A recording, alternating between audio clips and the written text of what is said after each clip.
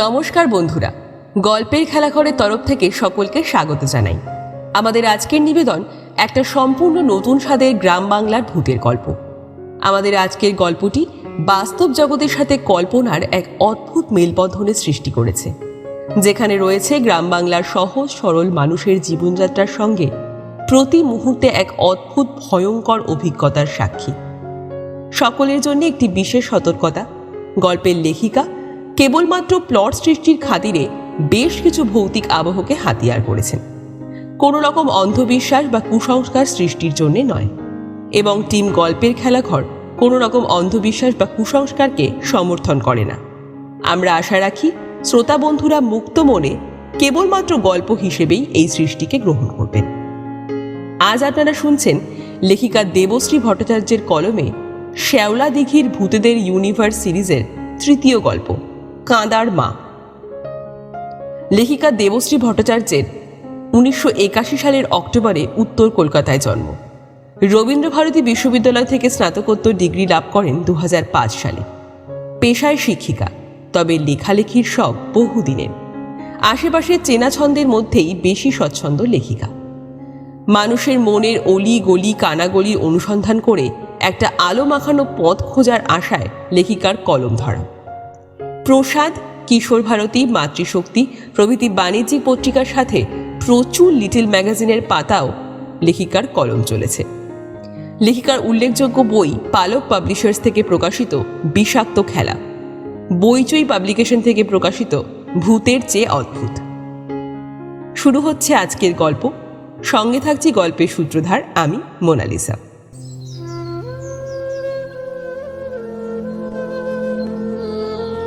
ও বাবা, একটু শুনবে বাবা? অনেকদিন কিছু খাইনি বাবা, দুটো খেতে দেবে?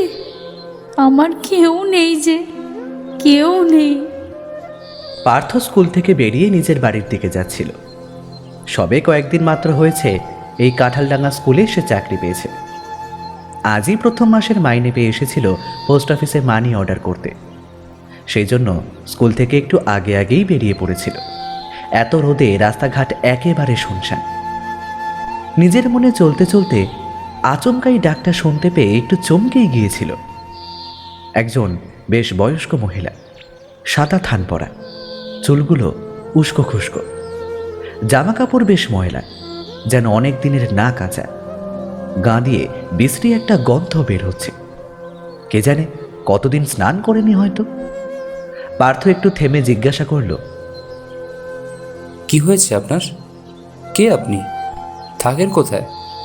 এই তো বাবা, ওই স্টেশন থেকে একটু দূরেই আমার বাড়ি। বাড়ি আর কি বলবো বাবা, বর মরে গেছে অনেক দিন আগে। ছেলে দুটোর কেউই দেখে না বাবা। অনেক দিন কিছু খাইনি বাবা, একটু খেতে দেবে? আমার কাছে তো খাওয়ার কিছু নেই। এই কয়েকটা টাকা দিচ্ছি, না হয় একটা কিছু কিনে খেয়ে নেবেন। পকেট থেকে 100 টাকা বার করল পার্থ। প্রথম মাসের মাইনে পেয়ে এখন তার পকেট গরম আছে। তাছাড়া মা বলেন প্রথম মাইনের টাকা কিছুটা গরিব দুঃখীকে দান করতে হয়, তাতে নাকি গেরস্থের মঙ্গলের জন্য তারা প্রাণ ভরে আশীর্বাদ করেন। না বাবা, টাকা নেব না। কেউ আমাকে একটু খেতেও দেয় না। তুমি চলো না বাবা আমার সাথে, একটা কিছু কিনে দিও না হয়। পার্থ একবার ঘড়িটার দিকে দেখল, অনেকটাই আগে বেরিয়েছে সে। এত তাড়াতাড়ি পোস্ট অফিসের কাজ যে মিটে যাবে তা সে ভাবতেও পারেনি। এখন বাড়িতে গেলে তো সেই নিজেকেই হাত পুড়িয়ে রান্না করতে হবে। তার চেয়ে বুড়িমার সাথে কোনো দোকানে গেলেই হয়, নিজেও কিছু কিনে খাবে আর ওকেও কিছু দেওয়া হবে। আচ্ছা চলো, যাচ্ছি। যেতে পারবে তো আমার সাথে? হ্যাঁ পারবো বাবা। একগাল ফোকলা দাঁতের হাসি হেসে বলল বুড়িমা। পার্থ বুড়িমার সাথে হাঁটতে লাগলো কাঁঠালডাঙ্গার রক্তের মতো লাল রাস্তা দিয়ে। কেউ কোথাও নেই। দুপুর রোদে মাঠের চাষিরাও এখন গাছের তলায় বিশ্রাম নিচ্ছে। গ্রীষ্মের প্রচণ্ড দাবদাহে বটগাছের কাকের বাসাতে কাকগুলো গুটিসুটি মেরে বসে আছে। হাঁটতে হাঁটতে হঠাৎ পার্থর মনে হলো সে অনেকটা রাস্তা চলে এসেছে, অথচ কোনো দোকান চোখে পড়ছে না তার। কিন্তু স্টেশনের ধারে তো বেশ কয়েকটা ভাত খাওয়ার হোটেল খোলা থাকার কথা। প্রথম দিকে পার্থ আগে আগে হাঁটছিল, আর এখন বুড়িমা তাকে ছাড়িয়ে আগে হাঁটছে। পার্থ যেন আর চলতেই পারছে না। দুপুর গড়িয়ে বিকেল, বিকেল গড়িয়ে সন্ধ্যা নামল, অথচ পার্থ তখনও হেঁটেই চলেছে। সামনে একটা ঘন জঙ্গল। এটা কোথায় এসে পড়ল সে? নতুন জায়গায় রাস্তা হারিয়ে ফেলল নাকি? পার্থ আর চলতে পারছে না, কোনো মতে পাটা টেনে টেনে চলছে। কিরে, একটু শুবি নাকি রে? কষ্ট হচ্ছে? পার্থর মনে হলো মা যেন তার কানে কানে কথাগুলো বলছে। আলগোছে ঘাটটা এমনিই নাড়ল পার্থ। আবার সেই মায়াময়ী কণ্ঠ বলল, আয় আয় শুবি আয়, আমার কোলে মাথা রেখে এসো, আমি হাত বুলিয়ে দেব মাথায়, দেখবি খুব আরাম লাগবে। পার্থ শুয়ে পড়ল। সেই জঙ্গলের মাঝখানেই সে শুয়ে পড়ল। কি শান্তি! যেন মনে হচ্ছে স্বর্গের মাটিতে শুয়ে আছে সে। কে যেন হাত বুলিয়ে দিচ্ছে তার শরীরে। কে দিচ্ছে? ওই বুড়িমাই কি? তাই হবে হয়তো। ঘুম পাচ্ছে পার্থর। ঘুমিয়ে পড় বাছা, শান্তিতে ঘুমিয়ে পড়। কাঁঠালডাঙ্গা স্টেশন থেকে বের হতেই একটা লম্বা লালচে রঙের রাস্তাটা চলে গেছে কাঁঠালডাঙ্গা গাঁয়ের দিকে। স্টেশনের ধারে একখানা রিক্সা দাঁড়িয়ে আছে, রবি কাকার রিক্সা। এছাড়া আর কোনো রিক্সা বা ভ্যান নেই সেই অঞ্চলে। আসলে গাঁয়ের লোক তার রিক্সা চড়ে না। আমার মতো কিছু শহুরে লোক কালে ভদ্রে এলেই রিক্সা রিক্সা করে হাঁক পারে। তাই রবি কাকা সাধারণত ভেজা গামছাখানা মুখের উপর ফেলে ঘুমোতেই থাকে। আমি জনসাধারণের কাছে নবারুণ মাস্টার নামে পরিচিত। আগে ছিলাম কাঞ্চনপুরে, এই কয়েকদিন আগে এসে পৌঁছলাম এই কাঁঠালডাঙ্গায়। এই কাঁঠালডাঙ্গার স্কুলে ইতিহাস পড়াই, মানে ওটাই পড়ানোর কথা। তবে ইংরেজি, বাংলা, এমনকি মাস্টার না হলে ছোট ক্লাসের অঙ্কের বইও হাতে তুলে দেওয়া হয়। তাতে অবশ্য কোনো আপত্তি নেই আমার, পড়াতে আমার বেশ ভালোই লাগে। কাঁঠালডাঙ্গার লোকজনও বেশ ভালো, বেশ মিশুকে। এই ধরুন রবি কাকার কথাই ধরা যাক। সেই প্রথম দিন স্টেশনে নামা মাত্রই আমি হাঁক পারলাম, এই রিক্সা! লোকটা ধর্মর করে উঠে বলল, হ্যাঁ বাবু বলেন, কোথায় যাবেন? আমি হাতের সুটকেস, ব্যাগ সব তার রিক্সায় চাপিয়ে দিয়ে নিজেও চেপে বসতে বসতে বললাম, কাঁঠালডাঙ্গা হাই স্কুল যাব। ও বাবু, নতুন মাস্টার বুঝি? হ্যাঁ, কিন্তু আপনি কি করে জানলেন? আমার ছোট ছেলেটা পড়ে তো ওই স্কুলে, বলছিল তো একজন নাকি নতুন মাস্টার আসবে। আসলে ওই আগের পার্থ মাস্টারের সাথে ওরকম কাণ্ড হওয়ার পর তো অনেকদিন ওই ইতিহাস পড়ানোর মাস্টার পাওয়া যাচ্ছিল না। কথাটা শুনেই ভয় কেমন যেন গলার কাছে কিছু একটা দলা পাকিয়ে গিয়েছিল। যখন ছাত্র ছিলাম মাস্টারদের সামনে দাঁড়াতে ভয় পেতাম। যখন মাস্টার হলাম তখন আবার ছাত্র আর তাদের অভিভাবকদের সামনে দাঁড়াতে ভয় হয়। কে জানে কখন আবার কী অপরাধ করে ফেলি। এই তো আমাদের আগের স্কুলের এক অভিভাবক হঠাৎ একদিন স্টাফরুমে ঢুকে আমাদের ইংরেজি মাস্টারকে কি মার! তার অপরাধ, তিনি নাকি এক ঘর ছেলের সামনে তার ছেলের কান মুলে দিয়েছিলেন। এরকম দু একটা ঘটনার সঙ্গে অবশ্য আমরা আজকালকার মাস্টাররা অভ্যস্ত হয়ে গিয়েছি। তবু রবি কাকার বলার ভঙ্গিতে এমন একটা রহস্য ছিল যে জিজ্ঞাসা না করে আর পারলাম না। মানে আগের মাস্টারের সাথে ওরকম কাণ্ড? মানে যদি একটু খোলসা করে বলেন। রবি কাকা আমার দিকে ঘাড় ঘুরিয়ে আপাদমস্তক দেখে আবার সামনের দিকে তাকিয়ে নিজের মনেই যেন বিড়বিড় করে বললেন, আমারও আজকাল আর মাথা ঠিক থাকে না, কখন কোথায় যে কি বলে ফেলি বেপাস, তার কোনো ঠিক থাকে না কথা। এ ভারী অন্যায়। এইভাবে শুধু শুরুটা করে পুরো ঘটনাটা চেপে যাওয়া কি ঠিক হচ্ছে? আমি একেবারে ঝাঁপিয়ে পড়ে বললাম, কি হয়েছে বলুন না। মানে মাস্টার কি ভালো পড়াতেন না? মানে সকালবেলা তো মেয়েদের আর দুপুরের পর ছেলেদের, কোনো কিছু গোলমাল। মানে আমারও স্বভাব বড় খারাপ। কোন একটা সূত্র পেলে আমি অনেক দূর ভেবে একটা ইতিহাস লিখে ফেলি। রবি কাকা রিক্সা চালাতে চালাতেই আমাকে থামিয়ে দিয়ে বললেন, আরে না না, ওসব কিছুই না, এসব অন্য ব্যাপার। থাকুন না গায়ে কয়েকদিন, সব বুঝে যাবেন। শুধু একটা বিষয় খেয়াল রাখবেন মাস্টার, আপনার ওই বইয়ের বিদ্যা কিন্তু শুধু ওই স্কুলের চার দেওয়ালের মধ্যেই আটকে রাখবেন। যেই মাত্র আপনি স্কুল থেকে বেরোবেন তখন আর ওই বইয়ের কথা কিচ্ছুটি ফলাতে যাবেন না। আমাদের গাঁয়ের মানুষ, মোড়ল মশাই, আরও যারা আছেন, তারা যেটা বলবে সেটা একটু মেনে চলবেন, তাহলেই আর কোনো অসুবিধা হবে না। রবি কাকার এই কথাগুলো কেমন যেন ধোঁয়াশায় ভরা। কি যেন একটা বলতে চান, কিন্তু কিছুই বুঝতে পারলাম না। কোনো রাজনীতির ব্যাপার নাকি, গুন্ডাটুন্ডের ব্যাপার আছে নাকি, কিছুই ঠিক মতো বুঝতে পারলাম না। প্রায় 15 মিনিট মতো সেই লাল রাস্তাটা দিয়ে নড়বড় করে আস্তে আস্তে এসে পৌঁছলাম কাঁঠালডাঙ্গা স্কুলে। ভাগ্যক্রমে হেডমাস্টার মশাই আবার আমার বাবার ছেলেবেলাকার বন্ধু।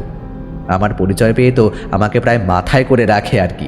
হ্যাঁ, প্রথমটাই ঠিক ছিল, যতদিন না ঠিকমতো একটা বাড়ি ভাড়া পাই ততদিন রোজ কাঞ্চনপুর থেকেই যাতায়াত করব।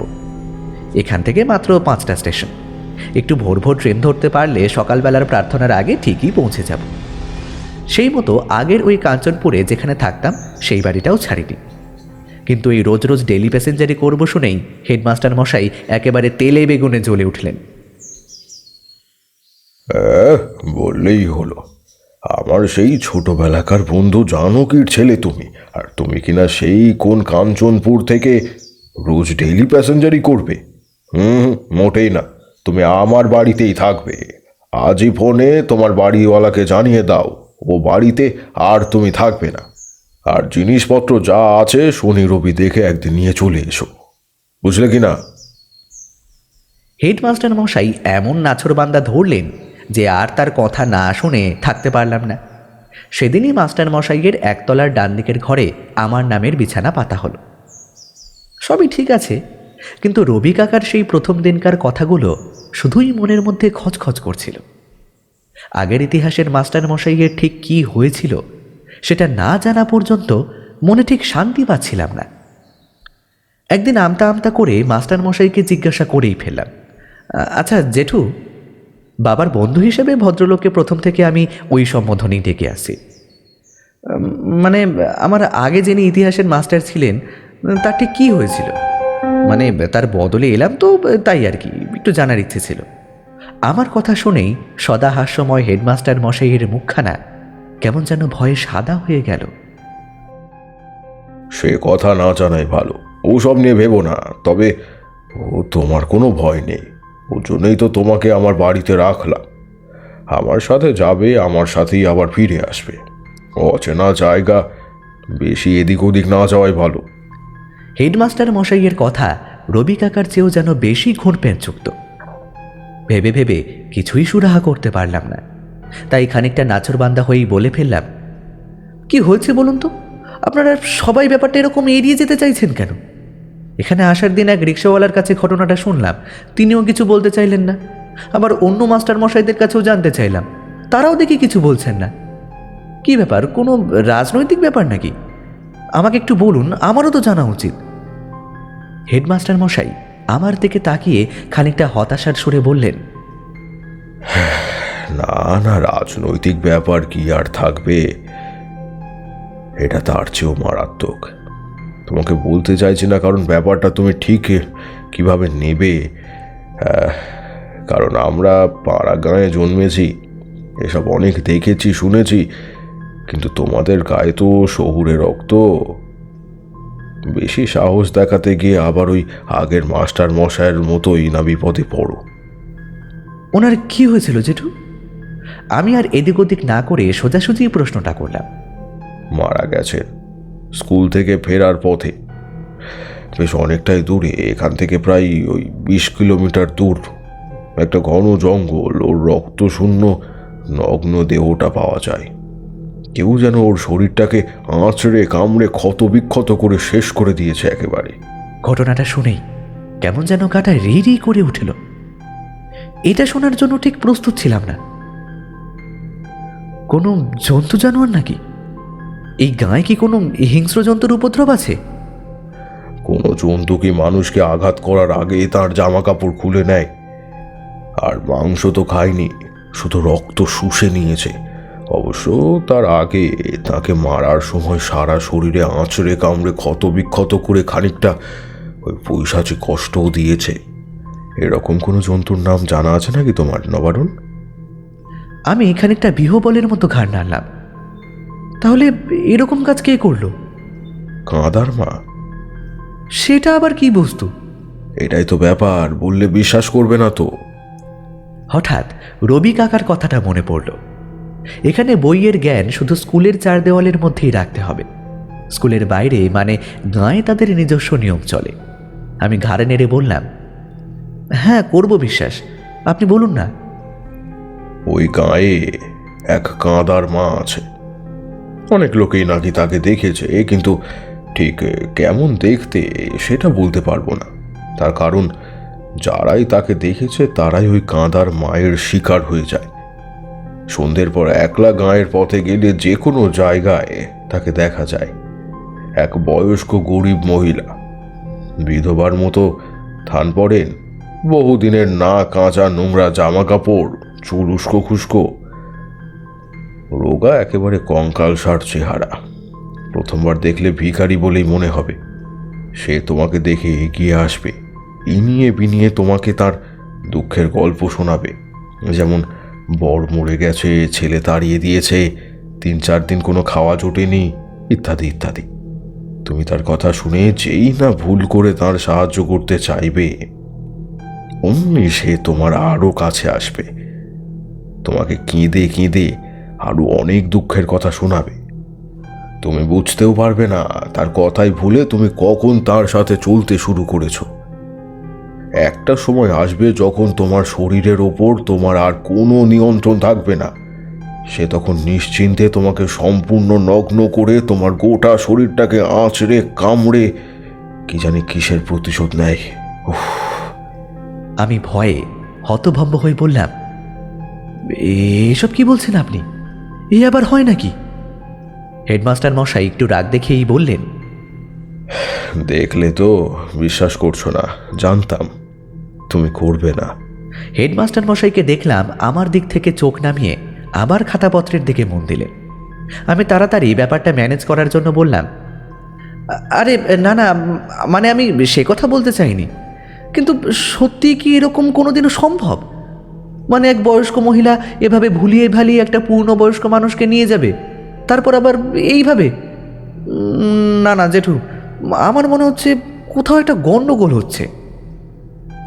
ভদ্রলোক খাতাপত্রের স্তূপ থেকে আমার দিকে তাকিয়ে বললেন, আরে বাবা, কি মুশকিল বলো তো।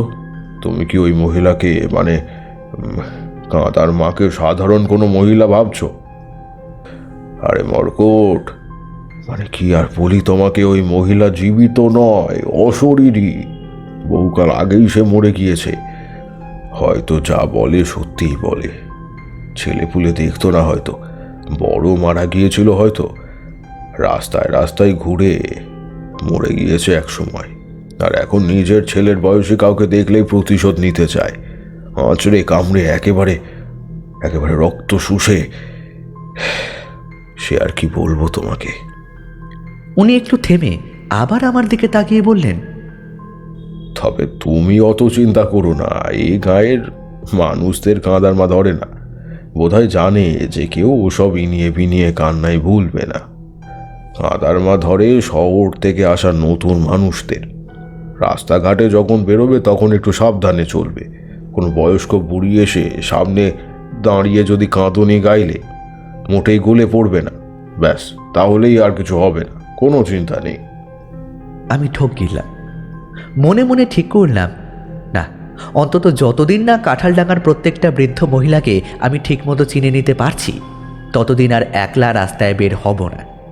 তবুও আরেকবার জিজ্ঞাসা করলাম, আচ্ছা, এই কাঁদার মাকে কেমন দেখতে জেঠু? ওই যে বললাম, বৃদ্ধ বিধবার মতো, সাদা থান পরা, চুল উস্কো খুস্কো এক মহিলা, গায়ে নোংরা কাপড় চোপড়, গালের চামড়া ঝুলে পড়েছে। আর এর বেশি আমি কিছু বলতে পারবো না। আর এর বেশি যারা জানে তারা আর কেউ ইহলোকে নেই। দিন কয়েক কেটে গেল। আমার এখনও কোনো থাকার জায়গা ঠিক হয়নি। আছি সেই হেডমাস্টারের বাড়িতে। সেদিনের কথা শোনার পর থেকে একা বড় একটা বের হই না কোথাও। এমনিতেই জেঠু মানে হেডমাস্টার মশাইয়ের সাথে স্কুলে যাই, আবার ছুটির পরে তার সাথেই বাড়ি ফিরি। খুব একটা বাইরে বের হওয়ার দরকার পড়েও না। মাস্টার মশাইয়ের বাড়িতেই খাওয়া দাওয়া সব জুটে যায়, আর আশেপাশে কয়েকজনের সাথে দেখা হয়, সকাল সন্ধ্যা একটু আড্ডা দিই, এই যা। রবি কাকার সাইকেল রিক্সায় চেপে 2-1বার স্টেশনে এসেছি। স্টেশনের ধারে একটা খবরের কাগজ আর ম্যাগাজিনের ভালো দোকান আছে, হেঁটে হেঁটে আসাই যায়, কিন্তু বাড়ি ফিরতে যদি সন্ধ্যা হয়ে যায়, তাই আর সাহস করে একা একা বের হতে পারি না। একদিন স্টেশনে যাওয়ার পথে দেখলাম ম্যাগাজিনের স্টলের সামনেটায় বেশ বড় একটা জটলা হচ্ছে।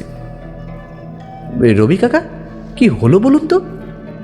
কি জানি বাবু, আপনি বসুন, আমি দেখে আসছি। এই বলে রবি কাকা এক লাফ মেরে সেই জটলার মধ্যে ঢুকে মিনিট খানেকের মধ্যে আবার ফেরত এলো। দেখলাম মুখে একটা রহস্যময় হাসি। ঠিক হাসি বললে ভুল বলা হবে, বলা যায় এক প্রশান্তির চিহ্ন যেন। মনে হচ্ছে কোনো যুদ্ধ জয় করে এলেন। আমি তখনও একরাশ প্রশ্ন নিয়ে তার মুখের দিকে তাকিয়ে আছি। রবি কাকা অদৃশ্য কাউকে উদ্দেশ্য করে বললেন, ঠিক হয়েছে, বেশ হয়েছে, 1000বার বারণ করেছিলাম, তবু যদি কোনো কথা শোনে, এসব লোকেদের সঙ্গে এমনই হওয়া উচিত। শহর থেকে 2-4 পাতা বই পড়ে এসে একেবারে ধরাকে সরা জ্ঞান করে। আমি কিছু বুঝতে না পেরে তখনও হাঁ করেই চেয়ে আছি রবি কাকার দিকে। কি হয়েছে বুঝতে পারছেন না? আমি ঘাড় নাড়লাম। আবার একটাকে খেয়েছে। ওই যে মদন চৌধুরীর ছোট ছেলের বন্ধুরা এসছিল না বেড়াতে, তাদেরই একজনকে ভুলিয়ে বালিয়ে নিয়ে গেছিল জঙ্গলে, একেবারে আঁচড়ে কামড়ে যাতা অবস্থা করে ফেলে দিয়ে গেছে। যাবেন নাকি দেখতে? এখনো লাশটা জঙ্গলেই পড়ে আছে। এই একটু আগে শুকনো কাঠ কোড়াতে গিয়েছিল কয়েকজন, তারাই দেখে সবাইকে খবর দিয়েছে। পুলিশেও খবর দেওয়া হয়েছে, এখনো কেউ পৌঁছয়নি। যাবেন নাকি একবার? রবি কাকার বর্ণনা শুনে মনে হলো একেবারেই বাচ্চা ছেলে, গ্র্যাজুয়েশন পড়ছিল হয়তো, ছুটিতে বন্ধুর বাড়িতে বেড়াতে এসেছিল, আর তখনই এই বিপত্তি। এরকম একটা ছেলের রক্তাক্ত দেহ দেখার আমার কোনো ইচ্ছে ছিল না, কিন্তু মনের মধ্যে কে যেন একটা খোঁচা দিচ্ছিল। কি আছে, একবার ঘুরে এলে তো কোনো ক্ষতি নেই। এমনিতেই আমার ম্যাগাজিনের দোকানে তালা পড়ে গেছে, এখান থেকে একটু দূরেই জঙ্গল, ওখানেই যা হওয়ার হয়েছে। এই অবস্থায় এখানে কি আর দোকান খোলা রাখা সম্ভব? চলুন তাহলে দেখেই আসি। আমার সম্মতি অসম্মতির তোয়াক্কা না করেই রবি কাকা আবার রিকশার প্যাডেলে চাপ দিল। অবশ্য পুরোটা নয়, খানিকটা যাওয়ার পরেই নেমে যেতে হলো রিকশা থেকে। জঙ্গলের রাস্তায় তো আর রিকশা চলে না। প্রথমে ভেবেছিলাম এত বড় জঙ্গলে কোথায় খুঁজব, তারপর দেখলাম একটা লম্বা লাইন চলেছে জঙ্গলের ভেতরে। ওই দেখুন। রবি কাকা আঙুল দিয়ে দেখালো চারিদিকের গাছের পাতায় ছোপ ছোপ রক্তের দাগ। বেশ কয়েকটা গাছের ডাল ভাঙা, কেউ যেন মনের আনন্দে নাচ করতে করতে গাছের ডালগুলো ভেঙে দিয়ে গেছে। একটু এগোতেই ছেলেটার পা দেখতে পেলাম, সম্পূর্ণ নগ্ন শরীর, উল্টো হয়ে পড়ে আছে, আর তার শরীরের উপর বড় বড় নখের আঁচড়ের দাগ। শরীরটাকে কে যেন খুবলে খুবলে খেয়েছে। অনেকক্ষণ হয়ে গেছে বোধহয়। পিঠের আঁচড়ের দাগগুলো কালো হয়ে গেছে, মাছি ভন ভন করছে তার উপর। দেখেছেন তো অবস্থা, একা একা কোথাও বের হবেন না। রবি কাকার সাবধানবাণী একেবারে যেন বুকের মধ্যে গেঁথে গেল। বেশিক্ষণ আর দাঁড়িয়ে থাকতে পারলাম না ওখানে, বাড়ি ফিরে এলাম। সন্ধে থেকে কেমন যেন একটা ভয় ভয় ভাব একেবারে আঁকড়ে ধরল। যদিও আমার জীবনে এটাই আমার প্রথম কোনো অপঘাতে মরা দেখা নয়। একবার কলেজে পড়ার সময় হোস্টেলে আমার এক রুমমেট প্রেমে আঘাত পেয়ে নিজের হাতের শিরা কেটে আত্মহত্যা করে। সেই রক্তাক্ত শরীর পাঁজাগোলা করে আমি হসপিটালে নিয়ে দৌড়েছিলাম, কিন্তু এরকম ভয় করেনি। আজ যেন মনে হচ্ছে চারিদিকে কেমন একটা বিশ্রী বোটকা গন্ধ আর শুকিয়ে যাওয়া রক্তের দাগ। রাতে কিছু খেতেও পারলাম না। খাবার নিয়ে খানিক নাড়াচাড়া করে উঠে পড়লাম।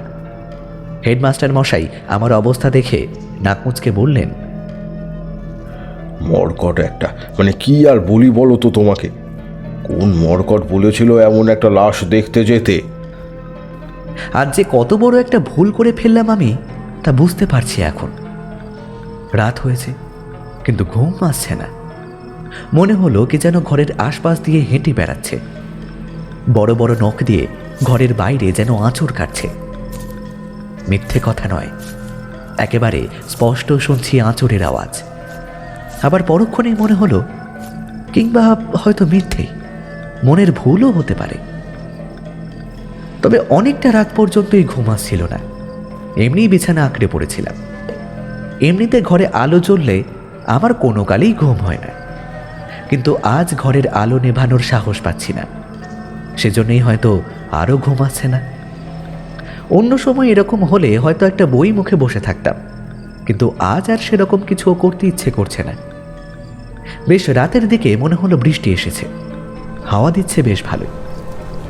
আমার ঘরের পূব দিকে আর দক্ষিণ দিকে দুটো জানলা। অন্যদিন দুটো জানলাই খোলা থাকে, আজ দুটোই বন্ধ। কিন্তু হঠাৎ পূব দিকের জানলাটা খুলে গেল। হাওয়ার জন্যই হবে বোধ হয়, কিন্তু জানলায় তো ছিটকিনি দেওয়া ছিল। শুধু হাওয়ার দাপটে জানলাটা খুলবে কি করে? দুটো পাল্লা ঠকাস ঠকাস করে দেওয়ালে বাড়ি মারছে। ব্যাপারটা ঠিকমতো বোঝার জন্য বাধ্য হয়ে আমাকে উঠতে হলো। জানলার ছিটকিনিটা শুধু শুধুই ঘুরিয়ে ফিরিয়ে পরীক্ষা করতে লাগলাম। পরক্ষণেই মনে হলো আমি কি গোয়েন্দা নাকি, যে শুধু ছিটকিনি দেখেই বুঝে যাব যে ওটা লাগানো হয়েছিল কিনা। হঠাৎ কেমন যেন মনে হলো জানলার বাইরে একটা মুখ ভেসে উঠল। বিধবার মতো সাদা থান পরা এক বৃদ্ধার মুখ। চোখগুলো ঠিকরে বেরিয়ে আসছে, গালখানা তোমড়ানো। মনে হলো সে যেন আমাকে উদ্দেশ্য করে বলছে, ও বাবা, একটু শুনবে বাবা? অনেকদিন কিছু খাইনি বাবা, দুটো খেতে দেবে? আমার কেউ নেই, যে কেউ নেই। গলাখানা শুনে মনে হলো এটা যেন কোনো মানুষের নয়, অন্য কোনো লোক থেকে যেন ভেসে আসছে। খানিকক্ষণ হাঁ করে মহিলার মুখের দিকে তাকিয়ে রইলাম। তারপর ধপ করে পড়ে গেলাম। পড়ে যাওয়ার আগে আমার গলা দিয়ে কোনো আওয়াজ বের হয়েছিল কিনা তা বলতে পারবো না। হতেই পারে না, এর আগে কাঁদার মা কখনো বাড়ি বয়ে এসে কাঁদুনি গায়নি। তুমি ভুল শুনেছ নিশ্চয়। আমি নাকি কাল সারা রাত ঘরের মধ্যে জ্ঞান হারিয়ে ঘরের মধ্যেই পড়েছিলাম। সকাল হতে আমার ঘরের দরজা ঠেলে চা দিতে এসে আমাকে ওইভাবে পড়ে থাকতে দেখেন জেঠিমা, মানে হেডমাস্টার মশাইয়ের স্ত্রী। চোখে মুখে জল দিয়ে খানিক চিৎকার চেঁচামেচি করার পর আমার জ্ঞান ফেরে। এখন অবশ্য সব ঠিক আছে, পালস রেটটাও নর্মাল। শুধু গাঢ় দুধের সরপরা চায়ের রং দেখে রক্ত মনে করায় আরেকবার চেঁচিয়ে উঠেছিলাম। আর তাতেই হেডমাস্টার মশাইয়ের সন্দেহ আরও দৃঢ় হয়েছে যে আমি ভয় পেয়েই ভুলভাল দেখেছি। আরে মরকট, মানে কি যে বলি না তোমায়, একটা মরা দেখে এত ভয় পেয়ে গেলে? আরে এত যখন ভয় পাও তাহলে গেলে কেন বলো তো জঙ্গলে? রবি বলল আর অমনি চলে গেলে?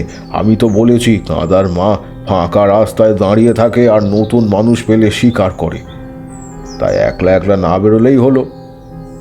কেন জানি না হেডমাস্টার মশাইয়ের কথায় খুব একটা সান্ত্বনা পেলাম না। নিজের চোখে দেখেছি ওই বৃদ্ধাকে, তাছাড়া আমার ঘরের আশেপাশে ওর ঘুরে বেড়ানোর শব্দও নিজের কানে শুনেছি আমি, কিন্তু এই সব কথা কাউকেই বিশ্বাস করাতে পারলাম না। উল্টে হেডমাস্টার মশাইয়ের দয়ায় সারা স্কুলে আমার নামের আগে ভীতু বিশেষণটা স্থায়ী হয়ে গেল। বাচ্চা বাচ্চা ছেলেগুলো পর্যন্ত আমাকে দেখলে আড়ালে মুখ টিপে হাসে, আর আমার সহকর্মীদের কথা তো আর বলারই নয়। অঙ্কের মাস্টার মশাই হরিপদবাবু বললেন, এই শোনো ভায়া, অত ভয় থাকলে কিন্তু দেশ গায়ে কাজ করতে পারবে না। এ তো শুধু একটা বিধবা বুড়ি ভূত। আমাদের ছোটোবেলায় কি না ছিল এই গায়ে। রাতের বেলায় বাঘ বের হতো, আবার সকালবেলায় ঝোপের ধারে যখন প্রাতঃকৃত্য সারতে যেতাম তখন কতবার পায়ের উপর দিয়ে গোখরো চলে যেত। ভয়ের চোটে জিনিসপত্র আবার পেটের ভেতর ঢুকে যেত। উনি আমার থেকে বয়সে অনেকটাই বয়োজ্যেষ্ঠ, তাই আর কিছু বললাম না। উনি যাদের কথা বলছেন তারা সকলেই জীবিত বস্তু। আর এই কাঁদার মা কি কোনো বস্তু? ইনি হলেন অশরীরী, এর সাথে লড়াই করব কি করে? তার উপর আবার ওর মূল লক্ষ্য হলো অচেনা অজানা গায়ে আসা নতুন লোকগুলোই। এই মুহূর্তে এই গায়ে নতুন লোক কে আছে? মদন চৌধুরীর ছোট ছেলের কয়েকজন বন্ধু এসেছিল ছুটিতে। তাদের একজন তো শিকার হয়েছে ওই কাঁদার মায়ের। বাকিরা আর কেউ নেই, সবাই পালিয়ে গেছে। গোটা গাঁয়ে নতুন লোক বলতে এখন শুধু আমি।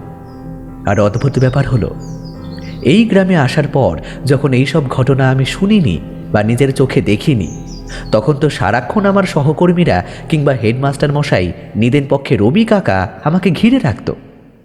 কিন্তু এখন যেন ওদের মনে হয়েছে আমি বোধহয় পুরনো হয়ে গেছি, তাই এখন বাড়ি ফিরে একা একা। এখন আর স্টেশনে কাগজ বা ম্যাগাজিন কেনার সময়ও খোঁজ পাই না রবি কাকার। সেদিন সন্ধে হয়ে গেল বাড়ি ফিরতে ফিরতে। তার উপর আরও গণ্ডগোল হলো। স্কুলের কিছু বড় ক্লাসের ছাত্ররা ধরলো ওদের সাথে মাঠে ফুটবল খেলতে হবে। এইসব খেলাধুলো চললে আমার আবার কোনো কিছুর খেয়াল থাকে না।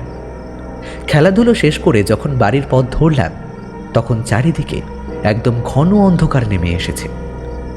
সন্ধ্যাবেলায় বাড়িতে বাড়িতে শাঁখ বাজার আওয়াজও স্পষ্ট শোনা যাচ্ছে। রাস্তাঘাট ঘুটঘুটে অন্ধকার, শুধু আকাশ পরিষ্কার বলে একটু আলো আছে। আর হয়তো বাড়িগুলো থেকে জ্বলে ওঠা কিছুটা আলো এবড়ো খেবড়ো রাস্তাটাকে একটু হালকা হলদেটে চাদরে মুড়ে রেখেছে। কোথা থেকে যেন দুটো শেয়ালের ডাক শুনতে পেলাম। এরকম নিস্তব্ধ রাত্রে অন্ধকারের মধ্যে এই প্রথম একা হাঁটতে হাঁটতে বাড়ি ফিরছি। বুকটা কেমন যেন ছ্যাঁত করে উঠল। রাস্তার এদিকে ওদিকে একটাও লোক নেই। মনে মনে ভাবলাম, ছেলেগুলোর একটাকে সাথে রাখা উচিত ছিল, কিন্তু খেলা শেষ হলে কি আর কাউকে পাওয়া যায়? তাই আর বেশি কিছু না ভেবে তাড়াতাড়ি পা চালালাম বাড়ির দিকে।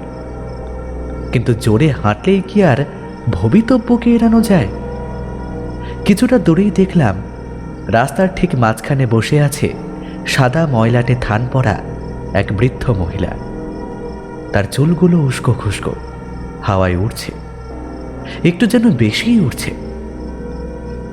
এত হাওয়া তো নেই এখানে।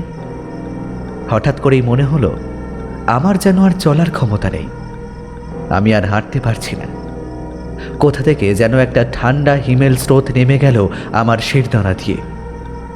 মাথা নিচু করে বসেছিল বুড়িটা। মনে হলো আমাকে দেখেনি। একটা সুযোগ হয়তো বাঁচার জন্য পাওয়া গেলেও যেতে পারে। রবি কাকা একদিন কথায় কথায় বলেছিলেন, এই এই কাঁদার মায়ের চোখের দিকে একদম তাকাবেন না বাবু। যতই আপনাকে ডাকুক না কেন, আপনি মুখখানা অন্যদিকে ঘুরিয়ে রাখবেন। আড়ালে আবডালে অনেক কথাই বলা যায়, কিন্তু সামনে এলে যে নিজের শরীরের সমস্ত অঙ্গ প্রত্যঙ্গ থেকে নিজের সব নিয়ন্ত্রণ হারিয়ে যায়। বুড়ির নজর এখনো আমার দিকে পড়েনি। রাস্তার মাঝখানে উবু হয়ে বসে আছে সে। এখন আমার উচিত পেছন ফিরে পালানো, কিন্তু আমি যে কিছুতেই নিজের ইচ্ছে মতো কাজ করতে পারছি না। বেশ কিছুক্ষণ বাদে মনে মনে নিজেকে প্রচুর সাপসাপান্ত করার পর অনেক কষ্টে ঘোরাতে পারলাম। সামনের দিকটা একেবারে ফাঁকা, কেউ নেই। আর তার থেকেও বড় কথা হলো, সেই কাঁদার মাও নেই। তবে আমার ঠিক পেছনে এখনো সে আছে। আমি এবার পা বাড়ালাম পালাবো বলে। ঠিক তখনই কানে ভেসে এলো একটা হাড় হিম করা ঠান্ডা গলা। ও বাবা, একটু শুনবে বাবা? অনেকদিন কিছু খাইনি বাবা, দুটো খেতে দেবে? আমার কেউ নেই যে, কেউ নেই। আমার যেন আর পা সরছে না। পেছনে ঘুরে তাকাইনি আমি, তবুও মনে হচ্ছে কে যেন বড় বড় নখ দিয়ে আমাকে ছিঁড়ে খাবে বলে এগিয়ে আছে। আবার একটু পরেই যেন সেই ঠান্ডা হিম শীতল গলা আমার কানে এলো। ও বাবা, একটু শুনবে বাবা? অনেকদিন কিছু খাইনি বাবা, দুটো খেতে দেবে? আমার কেউ নেই যে, কেউ নেই। আর নিজেকে সামলাতে পারলাম না, ওখানেই পড়ে গেলাম। পরের দিন যখন জ্ঞান ফিরল, দেখলাম তখন আমি শুয়ে আছি হেডমাস্টার মশাইয়ের বাড়িতে। জেঠিমা মাথার পাশে বসে হাত পাখা নাড়ছে। আমি চোখ খুলেছি দেখে হেডমাস্টার মশাই যেন হাঁপ ছেড়ে বাঁচলেন। ওহ, তোমাকে নিয়ে আর আমি পারি না। কাল সারাটা রাত কি ভোগান যে ভুগেছি, উফ বাপরে বাপ। আমি বাড়ি ফিরিনি দেখে রাতের বেলা লোকজন জোগাড় করে সারা গ্রাম উনি আমার খোঁজে ঘুরেছেন। সত্যি আমার জন্য ওনাদের উপর দিয়ে অনেক ঝড়ঝাপটা যাচ্ছে। আমি আর কি বলবো, নিজেও খুব লজ্জিত। আমার কাছে কালকে রাতের ঘটনা শুনে হেডমাস্টার মশাই আবার পুরো ব্যাপারটা অবিশ্বাস করে উড়িয়ে দিলেন। হতেই পারে না, তুমি নির্ঘাত ভুল দেখেছো। আমি মনে মনে ভাবলাম, এ আবার কি কথা? সবাই কাঁদার মাকে দেখতে পাচ্ছে আর শুধু আমি দেখলেই সেটা আমার কল্পনা হয়ে যাচ্ছে, এ কেমন কথা? আগের দিন না হয় সদ্য অমন একটা মৃতদেহ দেখে হয়তো ভয় ভুল দেখেছিলাম, কিন্তু এবার তো আর সেরকম কিছু নয়। তাহলে উনি এভাবে কেন বলছেন? আমি বেশ খানিকটা অবাক হয়ে জিজ্ঞাসা করলাম, আচ্ছা জেঠু, আপনাদের কি হলো বলুন তো? আমাকে কি ভেবেছেন আপনারা? আমি কি পাগল হয়ে গেছি? বারবার আমি আপনাকে কেন ভুল বলবো? হেডমাস্টার মশাই আমার কথার কোনো গুরুত্ব না দিয়েই বললেন, আরে মরকট, মানে কি আর বলবো বলো তো তোমাকে। যদি ওই মহিলা কাঁদার মাই হবে তাহলে কি আর তুমি এতক্ষণ বেঁচে থাকতে? সন্ধ্যের পর তোমাকে একলা পেয়েও ছেড়ে দেবে কাঁদার মা? এটা কখনো সম্ভব বলে তোমার মনে হয়? আমি আর কি বলবো, চুপ করে রইলাম। মনে মনে নিজেকে প্রশ্ন করলাম, সত্যিই তো, কেন আমাকে স্বীকার করলো না ওই কাঁদার মা? আমি মুখ ফিরিয়ে নিয়েছিলাম বলে কি আমাকে বশ করতে পারেনি, নাকি অজ্ঞান হয়ে গিয়েছিলাম বলে দয়া করেছে? অচেতন শিকারের উপর আর হামলা করেনি। আসল কারণটা কি, কিছুই তো বুঝতে পারলাম না। দিন কয়েক কেটে গেল আরো। আমি রোজ স্কুলে যাই, তবে বেশ বুঝতে পারি সেই প্রথম দিন যে মাস্টারটা নেমেছিল ট্রেন থেকে, সে কোথায় যেন হারিয়ে গেছে। রোজ মাথা নিচু করে স্কুলে যাই আর ফিরে আসি। কোথাও কারো সাথে একলা দাঁড়িয়ে কথা বলতে পর্যন্ত ভয় হয়। স্কুলের ছেলেরা খেলতে ডাকলে আর যাই না। মাঝে মাঝে নিজেকেই নিজের মনে হয় দিন দিন কেমন যেন হয়ে যাচ্ছি আমি। কিরকম মনের মধ্যে সবসময় যেন ভয় ভয় নিয়ে বেঁচে আছি। একদিন স্টেশনে গিয়েছিলাম একটা দরকারি ম্যাগাজিন কিনতে। ম্যাগাজিনের দোকানে একটা নতুন পত্রিকার পাতা উল্টাচ্ছি। এমন সময় হঠাৎ করে কানে এলো রবি কাকা কার সাথে যেন ঝগড়া করছে। তাকে দেখলাম একজন অচেনা লোক। মানে বেশ কয়েকদিন তো কাঁঠালডাঙ্গা গ্রামে আছি, এই ভদ্রলোককে তো কোনো দিনই দেখিনি। আর তাছাড়া গ্রামের লোকে তো কেউ রবি কাকা রিক্সায় যাতায়াত করেও না। এই লোক নিশ্চয়ই নতুনই হবে। কান খাড়া করে শোনার চেষ্টা করলাম। বললেই হলো পোস্ট অফিস যেতে 40 টাকা। এটা মগের মুল্লুক পেয়েছো নাকি? যা ইচ্ছে একটা বলে দিলেই হলো, যত সব। রাস্তার অবস্থা দেখেছেন? ওই রাস্তায় প্যাডেল চালাতে দম বেরিয়ে যাবে। তার উপর আপনার এত মালপত্তর আছে, তো হবে না দাদা। দেখুন, ভাড়া ওটাই, যেতে হলে দিতে হবে। ভদ্রলোককেও দেখলাম বেশ রাগ দেখিয়ে ঘাড় নাড়তে নাড়তে নিজের মালপত্র নিজেই নিয়ে রওনা দিলেন সামনের দিকে। রবি কাকা ফ্যালফ্যাল করে তাকিয়ে রইলেন ওই দিকে। এই একটা অদ্ভুত বিজনেস ট্রিক। আমাদের কলকাতায় শ্যামবাজারের রাস্তায় এটা খুব চলে। যা দাম বলবে তার ঠিক অর্ধেক বলতে হবে, এর চেয়ে বেশি আর হবে না। দোকানে কিছুক্ষণ ঘাড় গোঁজ করে বসে থাকবে, তারপর যেই ক্রেতা অন্যদিকে হাঁটা দেবে তখনই দোকানি বেশ খানিকটা দাম কমিয়ে দেবে। দামের বিষয়ে দোকানিও কিছুটা পিছু হটে আর ক্রেতাও খানিকটা এগিয়ে যায়। ব্যাপারটা কিন্তু বেশ একটা মিউচুয়াল সেটেলমেন্টের মতো হয়। এখানেও সেই রকমই একটা ব্যাপার। আমি এগিয়ে গেলাম রবি কাকার দিকে। কি হলো, গেলে না? আরে দাঁড়ান না, কত দূর আর যাবে? এত বড় সুটকেসটা নিয়ে সেই পোস্ট অফিস অবধি যেতে পারবে নাকি? নতুন পোস্টমাস্টার বলে কথা, সরকারি লোক তো, তাই এসে একটু রং দেখাচ্ছে। এইবার যাও পিছু পিছু, এতক্ষণে নিশ্চয়ই হাওয়া বেরিয়ে গেছে। রবি কাকা প্যাডেলে চাপ দিয়ে খানিকটা এগিয়ে গেল, আর আমিও গেলাম সেই ম্যাগাজিনের দোকানে। নতুন ম্যাগাজিন নিয়ে যখন ফেরার রাস্তা ধরলাম তখন বেশ মিনিট 15-20 কেটে গেছে।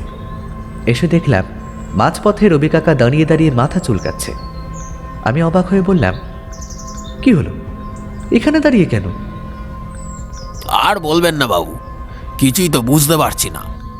মনে হচ্ছে স্কুলের দৌড় প্রতিযোগিতায় প্রথম হতো। এত তাড়াতাড়ি অত বড় সুটকেসটা নিয়ে এতটা রাস্তা পার করে ফেললো। কোথাও তো টিকিটও দেখতে পাচ্ছি না। ভাবলাম 5 টাকা কম করে বলবো, কিন্তু এ তো মনে হচ্ছে পুরো ভাড়াটাই গেল। রবি কাকার কথা শুনে আমার হাসি পেয়ে গেল, কিন্তু তারপরে কেমন যেন মনটা খচ করে উঠল। তাড়াতাড়ি প্রায় লাফিয়ে রবি কাকার রিকশায় উঠে বললাম, একবার জঙ্গলের দিকটা চলুন তো। এখন সন্ধে হয়ে আসছে, জঙ্গলের দিকটা তো অন্ধকার হবে, কিন্তু ওখানে এখন গিয়ে কি হবে? আরে চলুন না। রবি কাকা বোধহয় ব্যাপারটা বুঝতে একটু সময় নিলেন, তারপর পাই পাই করে প্যাডেল করে জঙ্গলের দিকে দৌড় দিলেন। জঙ্গলে কিছুটা ঢোকার পর আর সাইকেল রিকশা যাওয়ার উপায় নেই। দুজনেই নেমে আনতাবড়ি হাঁটা দিয়ে গাছের ডালপাড়া সরাতে সরাতে হাঁটতে লাগলাম। কিছুটা যাওয়ার পরেই কি একটা যেন পায়ে লেগে আমি হুমড়ি খেয়ে পড়ে গেলাম। পায়ের গোড়ালিটা মচকে গেল কিনা কি জানি। আমি বেশ করুণ চোখে রবি কাকার দিকে তাকালাম। ওনাকে কিন্তু দেখলাম মাটিতে যে বস্তুটায় পা লেগে আমি হোঁচট খেয়ে পড়েছিলাম সেটার দিকে বড় বড় চোখ করে তাকিয়ে আছেন। আমি রবি কাকার চোখের দৃষ্টি অনুসরণ করে মাটির দিকে তাকাতেই আমার হৃৎপিণ্ডটা যেন ধক করে উঠল। মাটিতে পড়ে আছে একটা বেশ বড় সাইজের সুটকেস। রবি কাকার অমন বড় বড় চোখের দৃষ্টি বলে দিচ্ছে সুটকেসটা সেই পোস্টমাস্টার ভদ্রলোকের। ঠিক তখনই একটা হাড় কাঁপানো হাসির আওয়াজ পেলাম। শুনলেই কেমন যেন গোটা শরীরের রক্ত ঠান্ডা হয়ে যায়। রবি কাকা ওই অবস্থায় দাঁড়িয়েই বললেন, বাবু বাবু, প্রাণে বাঁচতে চাইলে শীঘ্রই পালিয়ে আসুন। সেটাই বোধহয় উচিত, কিন্তু হঠাৎ করে আমার কি যেন মনে হলো যেদিক থেকে ওই হাসির আওয়াজ আসছে আমি সেদিকেই হাঁটতে লাগলাম। পেছন পেছন রবি কাকার গলার আওয়াজ পাচ্ছি। আরে বাবু, আপনি করছেন নাকি? ও লোক হয়তো এতক্ষণে শেষ হয়ে গেছে, শুনছেন না কেমন করে হাসছে? ও এতক্ষণে শেষ হয়ে গেছে। চলুন বাবু, দুয়াই আপনাকে, ভিড়ে চলুন। কিন্তু আমি হাঁটতে লাগলাম। অবশ্য বেশি দূর যেতে হলো না। একটু যেতেই ঝোপের আড়ালে দেখতে পেলাম একজন মানুষের নগ্ন শরীর পড়ে আছে, আর এক বয়স্ক মহিলা তার উপর বসে পিঠের চামড়া খুবলে খুবলে খাচ্ছে। মহিলার সাদা ধানের ওপর ছোপ ছোপ রক্তের দাগ, উস্কো খুস্কো চুলের মধ্যে রক্তের ছিটে।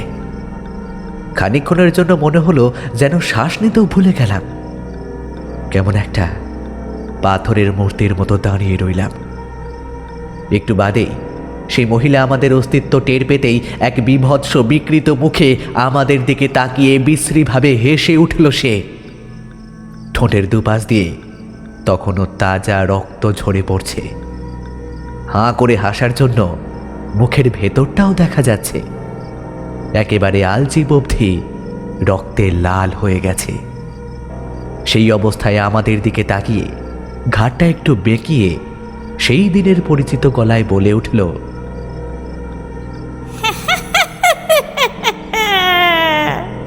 ও বাবা, একটু শুনবে বাবা? অনেক দিন কিছু খাইনি বাবা, দুটো খেতে দেবে? আমার কেউ নেই যে, কেউ নেই। আমি বোধহয় ওখানে পড়ে আবার জ্ঞান হারিয়ে ফেলেছিলাম। শেষ মুহূর্তে রবি কাকা আমার হাতটা ধরে হ্যাঁচকা টান মেরে সরিয়ে নিয়ে আসেন সেখান থেকে। এতটা ধকল আর সহ্য করতে পারছিলাম না। শুধু মনে হতে লাগলো এই গ্রামে একমাত্র আমিই অচেনা যে বাইরে থেকে এসেছি। মৃত্যু যেন প্রতি মুহূর্তে আমার চারিদিকে ঘুরে বেড়াচ্ছে। সারাক্ষণ আমার ঘরের বাইরে কার যেন পায়ের শব্দ পাই আমি। আর কিছুদিন বাদেই শীতের ছুটি পড়ার কথা। আমি তার আগেই বেশ কয়েকদিনের ছুটি নিয়ে বাড়ি চলে এলাম। কিন্তু এইভাবে পালিয়ে আর কতদিন বাঁচব? তাছাড়া কলকাতা শহরে এত আলো, এত মানুষ, এত হইচই, এখানে যে ভূতেরাও ভয়ে পার্ক স্ট্রিটের কবরখানায় ঘুমিয়ে থাকে। বন্ধুরা হেসেই উড়িয়ে দিল। ওদের টিটকিরিতে প্রাণ হাঁপিয়ে ওঠার জোগাড় হলো। শেষ পর্যন্ত আবার কাঁঠালডাঙ্গা ট্রেনে চাপলাম। স্টেশনে নেমে প্রথমেই চোখ পড়ল রবি কাকার রিকশার দিকে। রিকশা আছে যথাস্থানে, কিন্তু রবি কাকা নেই। তবে একটু ঘাড় ঘোরাতেই রবি কাকার দেখা পেলাম। স্টেশনের ধারে বেশ একটা বড় জটলা, আর তার মাঝেই সবচেয়ে লম্বা লোকটা হলো রবি কাকা। কিন্তু জটলা কেন? বুকটা আবার ছ্যাদ করে উঠল। কাঁঠাল ডাগায় এই রকম একটা জটলা মানে তার উত্তর একটাই হয়। আমি প্রায় দৌড়ে গেলাম, রবি কাকার পিঠে হাত রেখে বললাম, কি হয়েছে? আবার কেউ? হ্যাঁ, তবে এবার কাঁদার মা মারেনি। ওই স্টেশনের ধারে একটা বুড়ি ভিখারি বসে থাকতো না, সেই আজ দুপুরে মারা গেছে।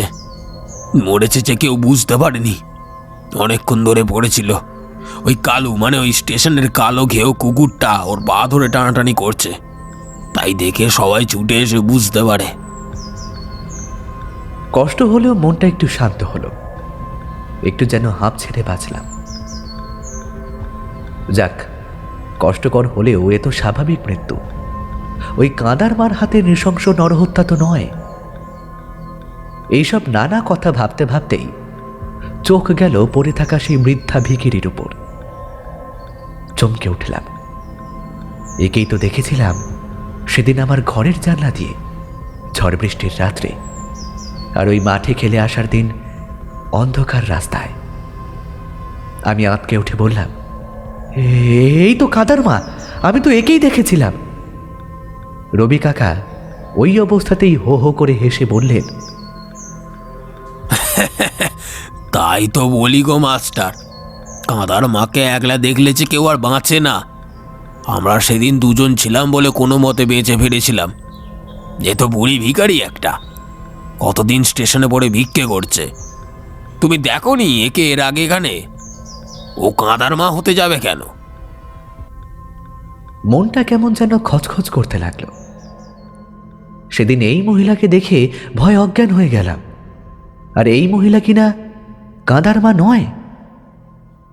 কিন্তু ভয় পেয়ে আবার নতুন কোনো কাঁদার মায়ের জন্ম দিলাম না তো। শেষ হলো আমাদের আজকের নিবেদন লেখিকা দেবশ্রী ভট্টাচার্যের কলমে কাঁদার মা। গল্প পাঠে ও কথকের ভূমিকায় শুভ, কাঁদার মায়ের চরিত্রে সোমা, পার্থ দেবাদ্রি, রবি কাকা ও ভদ্রলোকের চরিত্রে সায়ন, হেডমাস্টার প্রীতম, হরিপদবাবু সূর্য, গল্পের সূত্রধার আমি মোনালিসা। গল্পটির সমগ্র পরিচালনায় মোহন, পোস্টার সম্পাদনা, শব্দগ্রহণ ও প্রযোজনায় শুভদীপ। আশা করি আজকের গল্পটি আপনাদের ভালো লেগেছে। এরকম আরও অনেক সুন্দর সুন্দর গল্প শুনতে আমাদের গল্পের খেলাঘর ইউটিউব চ্যানেলটিকে লাইক, শেয়ার ও কমেন্ট করে আমাদের পাশে থাকবেন। আজকের মতো বিদায় নিচ্ছি, আবার আপনাদের কাছে ফিরব খুব শীঘ্রই নতুন কোনো গল্প নিয়ে। ততক্ষণ ভালো থাকবেন, সুস্থ থাকবেন। নমস্কার।